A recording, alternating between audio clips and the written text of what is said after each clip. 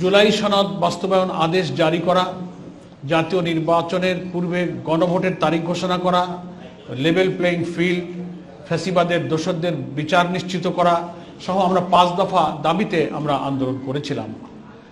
সেই প্রেক্ষাপটে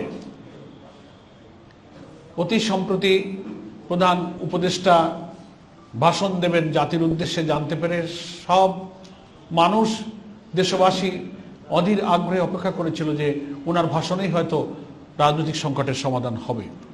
কিন্তু উনি যে ভাষণ দিয়েছেন সেই ভাষণ আজকের শীর্ষ নেতৃবৃন্দ পর্যালোচনা করেছেন সবাই খোলামেলা। সেই পর্যালোচনায় আমাদের এসেছে যে এই ভাষণে অবাধ ও সুষ্ঠু নিরপেক্ষ নির্বাচনের জন্য আমাদের 8 দলের যে আন্দোলন ছিল, জনগণের যে আকাঙ্ক্ষা ছিল, সেই আকাঙ্ক্ষার আংশিক পূর্ণ হয়েছে, পূর্ণভাবে জনগণের সে আকাঙ্ক্ষা পূর্ণ হয়নি। এবং সংস্কার প্রস্তাবনাকে আইনি বৈধতা দেওয়ার জন্য জাতীয় নির্বাচনের আগেই গণভোটের তারিখ ঘোষণা করার প্রয়োজন ছিল। সেটা না করার কারণে দেশবাসীর মধ্যে একটা সংশয় তৈরি হয়েছে। যেসব যৌক্তিক কারণ 8 দলের পক্ষ থেকে বলা হয়েছিল যে এই কারণে গণভোটটা আগে হওয়া দরকার, তারপরেও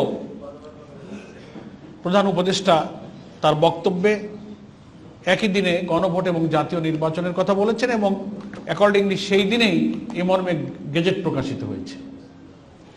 এজন্য জনমনে বিদ্যমান এই সংশয়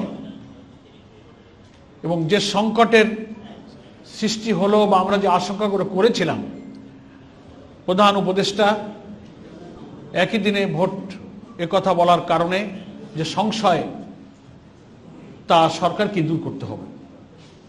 আমরা অতীতের কর্মসূচিতেও মাঠে ছিলাম, এবারেও এই ফ্যাসিবাদের আন্দোলনের কর্মসূচিতে নাশকতার কোনো সুযোগ এই জাতি দেবে না, আগের দিনেও যায়নি, এটা কোনো স্থানই পাবে না ইনশাল্লাহ। সামনে তারা এটা সুযোগ পাবে না। আমরা মাঠে থাকবো, আমাদের 8 দল মাঠে থাকবে ইনশাআল্লাহ।